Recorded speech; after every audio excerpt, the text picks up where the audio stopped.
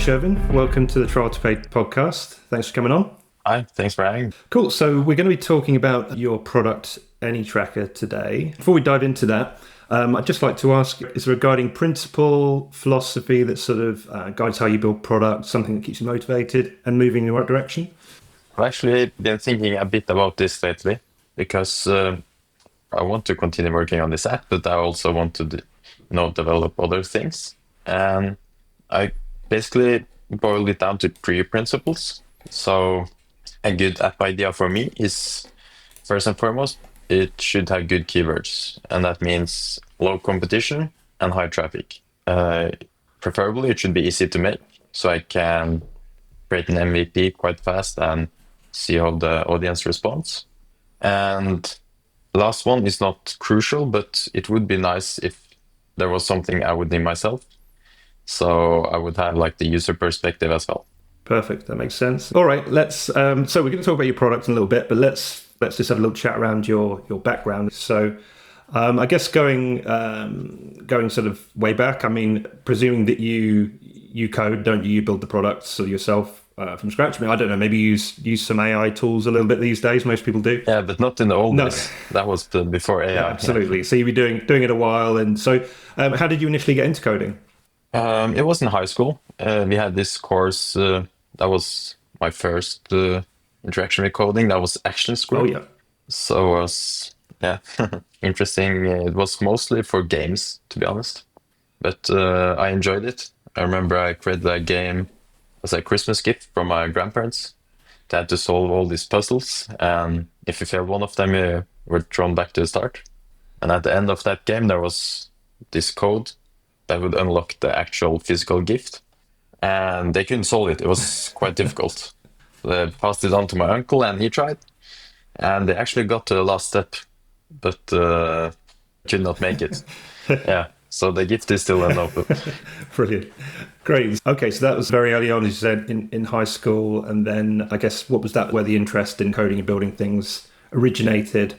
Yes. And then presumably then you took that forward. I was looking in your LinkedIn. So actually you ended up studying robotics, is that right, at university?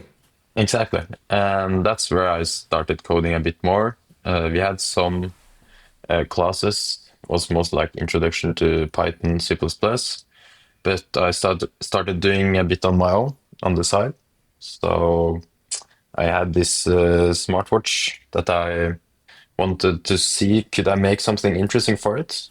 And I basically created two small kind of fun utilities. So first one was like a random answer generator.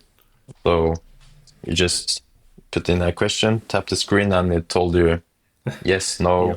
maybe, and you could, use that for every decision you had to make throughout the day, for example. But that actually sparked the interest, or it ignited the idea of AnyTracker, because I wanted to see the statistics, how many downloaded my app, and month to month. It was really difficult. I had to log in to Garmin's website, and they just showed one chart for each week, so no like cumulative. But I thought, okay, the numbers there on the website, I should be able to grab it somehow and display it on my home screen on my phone. That was the goal. So I looked a bit into this, and eventually I was able to parse that number and display it on a widget on my phone. And I was quite satisfied. But I also realized this had endless potential, because there are tons of numbers on the internet, and I bet a lot of people have interesting use cases for this. So I generalized the algorithm. So it would not just be for this website, but basically for any website. And also maybe this was one of the most important things I did for the app, was that I created this, called the algorithm, but it detects where highlight on the website and extracts that number or text, and that basically makes the whole tracking way easier. You just highlight what you want to track and it's selected. So I continued building this app, like generalizing it, and also adding other features like Okay, no, it's website tracking. It could be anything. So cryptos, currencies, followers, uh, or even manuals. And we might come back to this later, but Yeah, yeah. to be honest, I should have shipped it way earlier than I did. Yeah, it's interesting. So it sounded like you Uh, sort of stumbled into this idea. You were just sort of playing around with some things, trying some things out, and then this idea came from that. yeah, it was kind of backwards actually when you think of it. At least what the value proposition is now, it's completely different from what I began with. Yeah, And this was actually also an intro to Android yeah, development for from my side because I had made just one small app before. yeah, yeah. Mm. And one thing I'm just wondering though, given that you've got this robotics background, and that's your day job, Yeah, as it were, as well. You're a autonomy engineer, right? yeah, that's Yeah. correct. So, given that you're sort of in that space, were you not sort of thinking if I was going to build something, it might be in that space as opposed to where you've ended up? Well, I enjoy my day job and I enjoyed my studies, but also like to have kind of a product on the side that was not necessarily related to drones and which I work with every day now. Yeah. Yeah. I guess there's also considerations around needing more money to get started in that kind of space, building a physical product. Yeah, and the hardware integration, I'm not that into hardware to be Yeah. honest. Okay. Yeah. Let's chat a bit more about AnyTracker then. So I guess kind of obviously you've already dived into it a little bit. We've got some context on how you came up with the idea, but I guess sort of zooming out then. So I mean, it's fairly clear what it is. It allows you, as I understand it, allows you to track essentially anything, right? But people seem to have gravitated towards using it to track prices. But how does that Yeah, actually? How does it work? If I'm a user, how do I? And I want yeah, to track a particular price. yeah. So you copy the link of the website, paste it inside the app, and then you can browse to the, if you don't have the Yeah, exact link, you can browse to the product you want to track. And then you can either highlight the price with your finger, or you can click scan to see the available numbers on that page. And then you start tracking. You can set some settings for notifications. For example, when the number drops below, say, $50. And then it will update in the background and you will be notified, for example, when the price changes. And in that notification is also a button you can click to go to the website and complete your purchase or what you want to do. It's also, privacy centered. So I don't know what people are tracking. okay, yeah, And that's been kind of important from the start. yeah. You found that sort of early users made that clear that that was important to them, or Actually not, but it's been kind of from the opposite direction that others have suggested me to do what I find are dark patterns, like adding, promo codes or affiliate codes, or sending this data to third parties.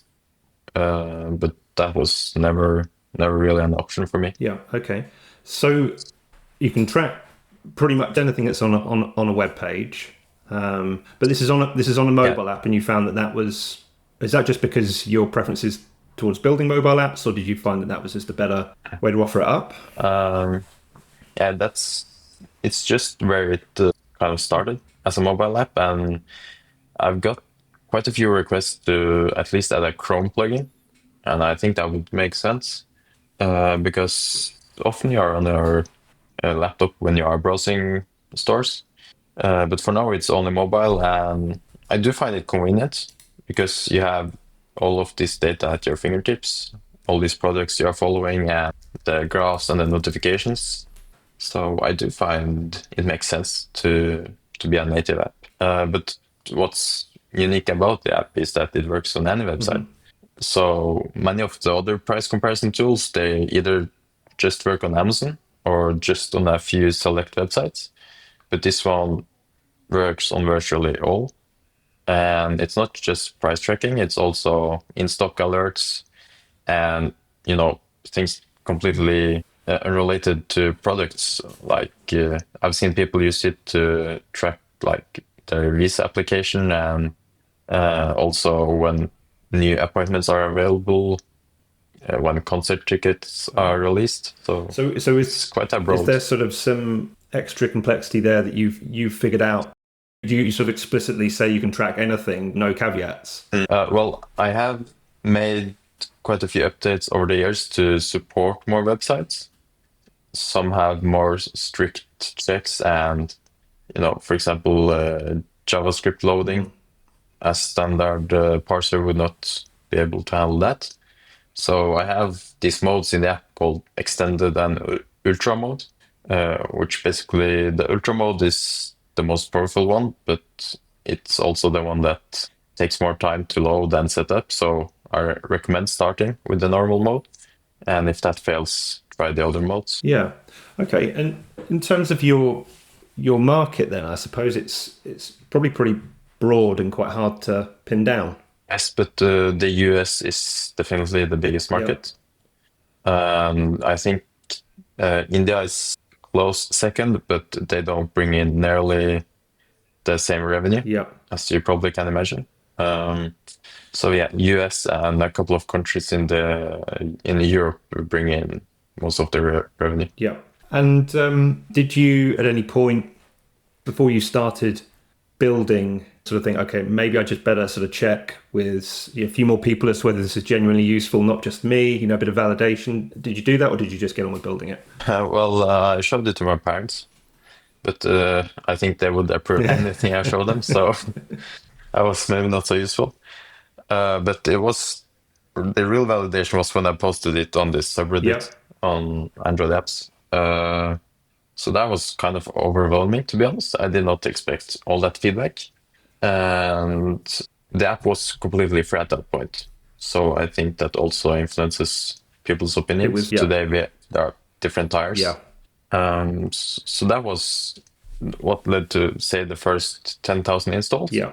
And then a couple months later, I was really lucky that this big tech YouTuber caught the app, and he showcased it in one of his top Android apps of the month videos, and that led to a lot of downloads. So then from 10 to 50,000 in a couple of weeks.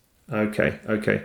So the initial app that you posted on that subreddit, was that more of a kind of MVP as compared to where it is now?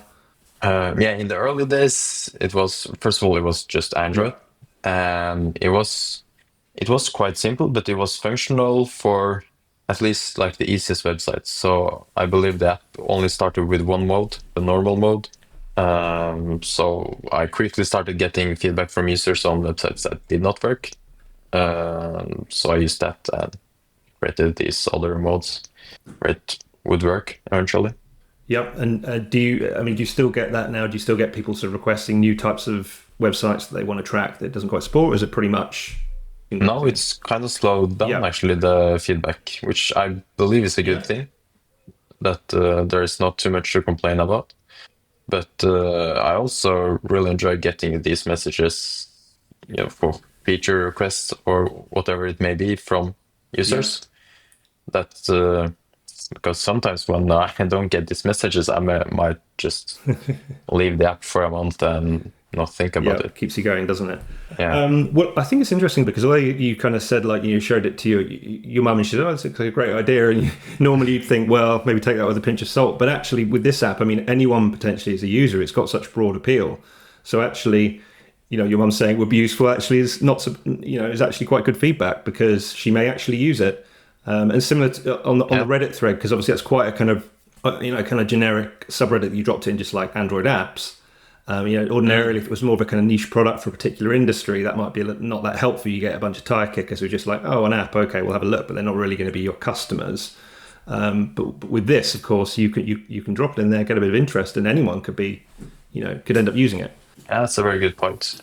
Also, what I like about this app is that it has such a broad appeal, and I think that's eventually what I have to tap into to make it grow even more, because at this point, I'm struggling, or I'm not struggling, but the app is not growing because it's not reaching new users. While basically anyone on the world with a phone and internet connection could use this app. Yeah. I guess the flip side to all that is maybe it's going to start to make sense to pick out some particular niches that it's really good for, and then really focus on trying to find people within those. Yeah, that's a good point. So I don't know who would be the most interested in price tracking. I know some actually companies use the app, so they could save hundreds, thousands of dollars Yeah. on buying heavy equipment. Um, those are obviously willing to pay for a subscription because it just makes sense. But again, those companies are maybe not so many. So I believe regular customers that like going on Amazon and shopping like the rest of us, if I could somehow tap into that market, that would be great. Yeah, absolutely. Right. So in terms of how the product's positioned at the moment, though, are there any direct competitors that you are aware of? There are some that are just focused on Amazon price tracking. So I believe let me see, they're on for Amazon price tracker for that Yeah. keyword. Keepa is the one that's at the top on iOS on the App Store. Uh, for actually for a price tracker keyword, AnyTracker is the first one. Yeah. But yeah, so the other ones are mostly for specialized for Amazon, as I Yeah, can see I it. can imagine. Yeah, I can imagine Amazon price tracking would be quite a busy space. But you know, whether Yeah, it maybe is going to make sense for you to focus on some use cases that you know where types of price that your app can track that other apps can't, as you've put in the extra work there to solve some of those problems by the sounds of it. yeah, and maybe if I could find like uh, for each country which website is popular there. I know from the top of my head, Mercado Libre, I believe, is a popular Mexican website. Flipkart in India. So if I could make something more specialized, I don't targeted ads for those countries, it could make sense to maybe that would help Yeah, me reach more yeah. people. Because I mean, roughly how many users do you have at this point? 10,000 active Right. users, and the app in total has 200,000 downloads now. And is there another metric that you track, like number of prices tracked or something like that? No, as I mentioned earlier, I don't really know what people are doing with Yeah, that. yeah. That'd be really interesting to dive into, though, because if you could start to see some patterns around how people are using it, then that could be good Yeah, niches for you to probably go I into. should Yeah, be more lenient in that regard, because I could gather like anonymous yeah, data and not tie it even to any websites. yep. Great. Okay. So let's talk about AnyTracker more from a sort of business point of view then. I mean, obviously, you mentioned roughly how many users you've got there. So what's the pricing model with AnyTracker? So there's a free tier Yeah. in which you can track from one website at a time, and there are three other tiers, so silver, gold, and platinum. Um, so platinum allows you to track from unlimited websites, and silver and gold are a bit more limited. Um, so basically, I tried to price. I reduced actually the annual price not so long ago because I saw that most people were opting for the monthly, and at least historically, the retention has been 3 4 months. So reducing the annual price then made sense. So in terms of revenue, the monthly recurring revenue is $800 now, Yeah. and it has been for quite some time. I can see the last 12 months. Yeah, so at some point I offered lifetime as well. Uh, so once I stopped doing that, I will see the immediate revenue dropped a bit, but in the long term, I think it's been a good idea because the MRR has grown from around 500, which it was then, to 800 now. Right. So you're saying you tend to see if people go on for monthly, they tend to just keep it for maybe 3 to 4 months. So yeah, if you can make the annual appealing enough for them, you effectively know you've got them for 12 months. So it's a better trade off, I suppose, if you get the price right. Yeah. Okay. And so you mentioned it was about 10,000 active users, right? Yes. So is it a freemium model then? It's freemium, so free to download and you can use it, but it's quite limited with just one website tracking Right. at a Yeah. time. Um, or it's one from each category. So it's website, it's from financial, and from social media tracking. That's also, yeah. Yeah. Okay. So roughly how many customers at this point then, paying customers? It's 206, 270. Great, great. And when did you launch or start charging?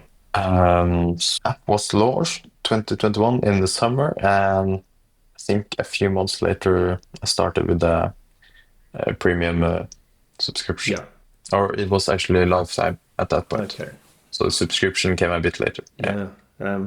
So it's a stable, mature product at this point, and as you say, the feedback is sort of tailing off in terms of things it can't do or issues. So you think you're in a really good position now to find a way to take the MR up a notch. Yeah, definitely the features should be quite complete at this point. I mean, obviously I can continue creating stuff, but there are diminishing returns at this point.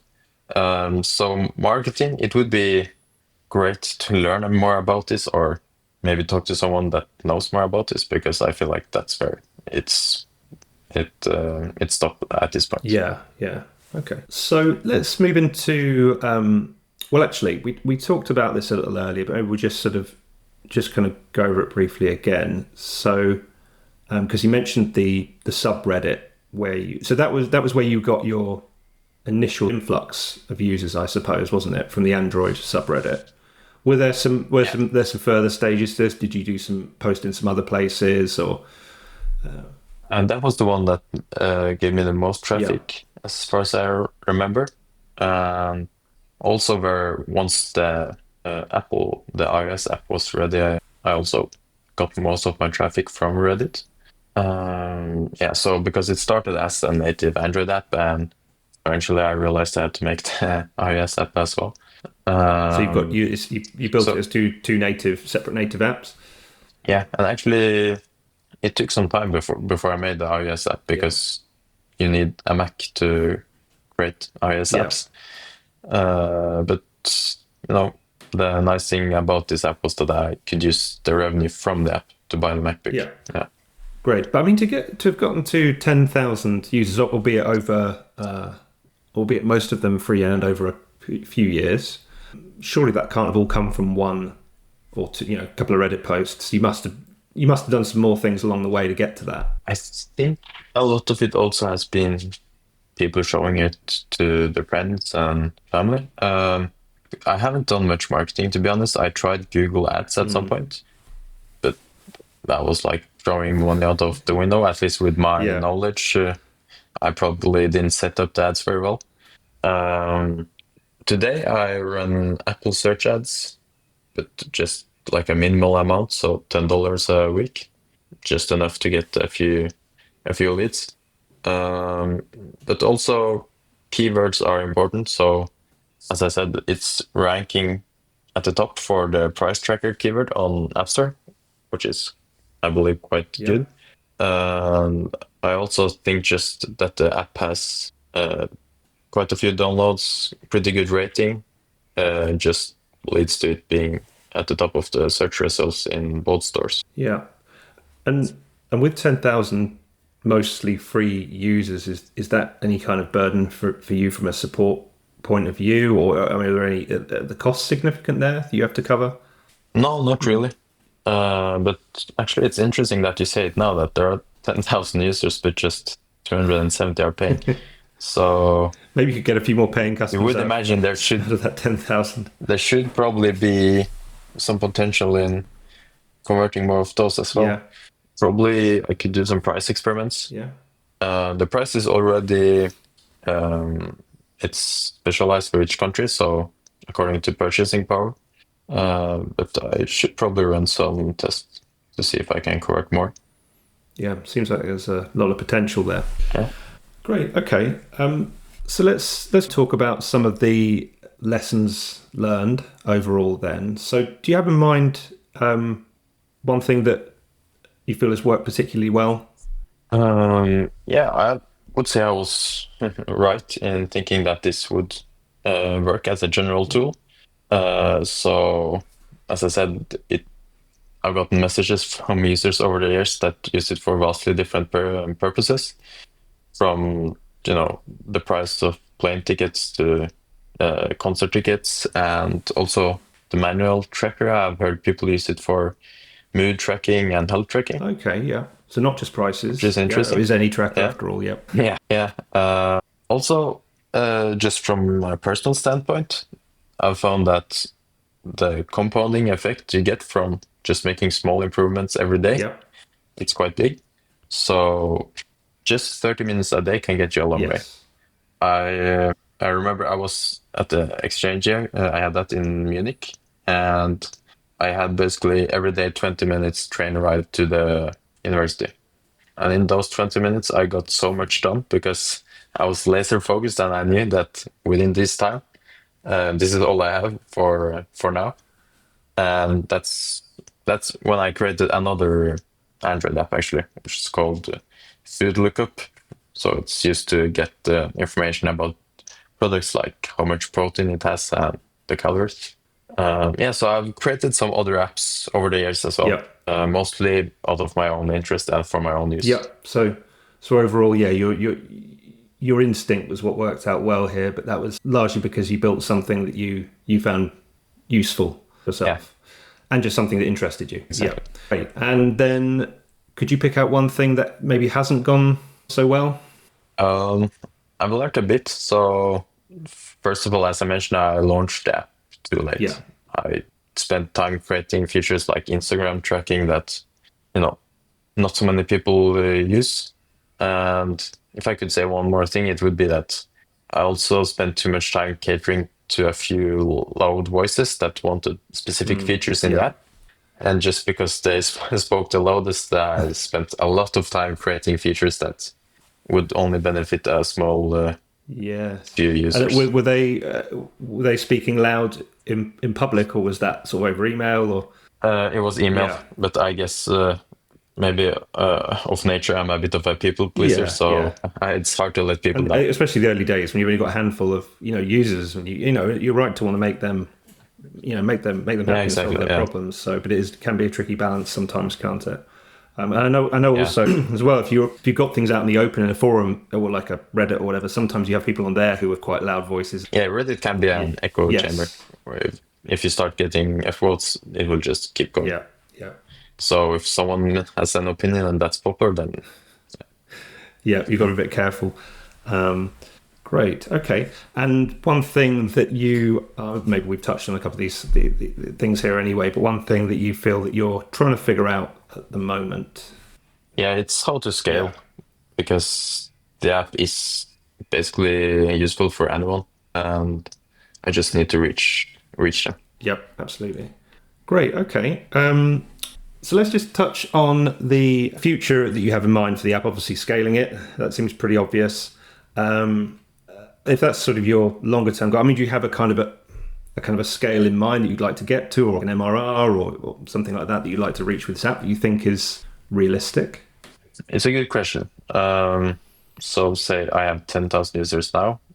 I believe it could 10x that with the right marketing. Obviously, with the marketing, some of it would be paid and then, or all of it probably. So you won't scale that linearly in terms of actually the net revenue you end up with. But for it to be any meaningful, like life-changing, quit the job revenue, it would need to, yeah, it would need to Yeah. 10x basically what I am now. Yeah, Yep. Yep.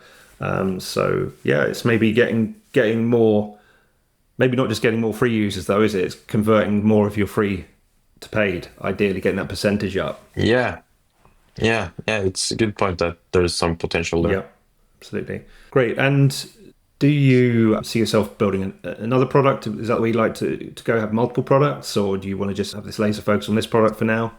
I would like to create more products. So actually, the other week I started on one, which I can't share too much That's about fine. yet, but at least it checks all the boxes that I talked about in the Yeah. introduction. And also this food lookup app that I talked about earlier. I realized it's been on the Play Store for 2 years now, completely free, and it actually has around 1,000 users. So it makes sense to just try to monetize it and see how the response is. Yeah, sounds good.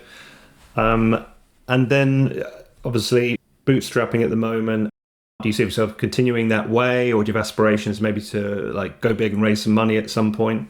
Um, to be honest, I haven't thought too much about that. Yeah, I guess by myself, I just will keep things maybe naturally as they are. With I have my day job, and yeah, this is something I do on the side.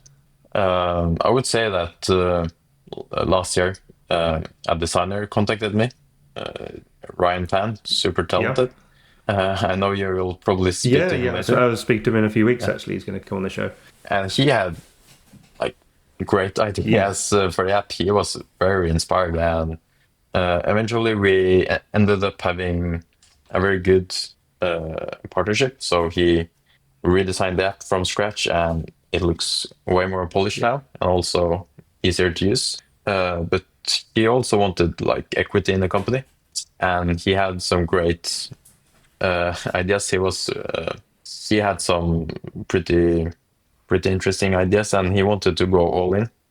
I was not ready for yeah, that at that point. Also, giving up equity is, you know, but maybe in the future, either with him or with another partner. yeah. It can be a little difficult when you're a few years in, and you built this thing to kind of go, oh, I'll just give up 50%, even though, maybe the MRR isn't quite where you'd like it to be yet, but it still feels like your thing, doesn't it? Your baby, I suppose. Yeah, it was a hard sell at that Yeah, point. Today, it's maybe easier because I worked with him yeah, and I know him. He's a great guy. yeah. And what's more important is just getting that potential out of it, isn't it, really? And if you could work with someone to do that, Yeah, could be what unlocks it. absolutely. Yeah. Okay, great. And you mentioned about your day job, and going back to how it is obviously in a somewhat different space. Obviously, it's still coding, technical stuff. But if AnyTracker got to a point where you could leave your job, would you even want to do that, or would you prefer to keep it as more of a side thing? I've been thinking about this actually. I have to say that the social aspect of the job is actually really Yeah, important. So I have great coworkers. I enjoy going to work. So that would probably be the biggest letdown if I quit my job. Then building a product by yourself is, it's yeah, isolating, and then that would not work for me unless I actually partnered up with someone else. yeah. Makes sense. Great. Okay. All right. Let's move towards wrapping things up. So, yeah, do you have in mind a like a tip or a message for a would-be founder, someone who's thinking of building something but not quite sure about whether they should take the leap, whether they've got what it takes? Yeah, I would say just jump into it. In the worst case, they will gain some experience. And one of my favorite quotes is from Mandela: "I never lose, I either win or learn." Yeah, And I think that's applicable here. absolutely. That's perfect. Great. Okay. So in terms of finding AnyTracker, it being a mobile app, I guess just search for it in the app stores if you want to have a look. Yeah, it should show up at the Yeah, top. great. Is there a website for it? Yeah, AnyTracker.app. Great. Okay, I'll pop that in the show notes. And yeah, if anyone wanted to reach out to you at any point, if they've got a question about the app or just something that you said in the podcast, what's the best way? Just connect with me on Instagram or LinkedIn. Perfect. Okay, I'll get your names for that and put them into the show notes as well. And yeah, great. All right, thanks, Shervin. It's been an absolute pleasure and really interesting learning about your background and AnyTracker. And yeah, I think there's so much potential there, and I really wish you all the best for the future. Thank you so much. It's been a great chat. Cheers. Okay, thanks, Shervin. See you soon.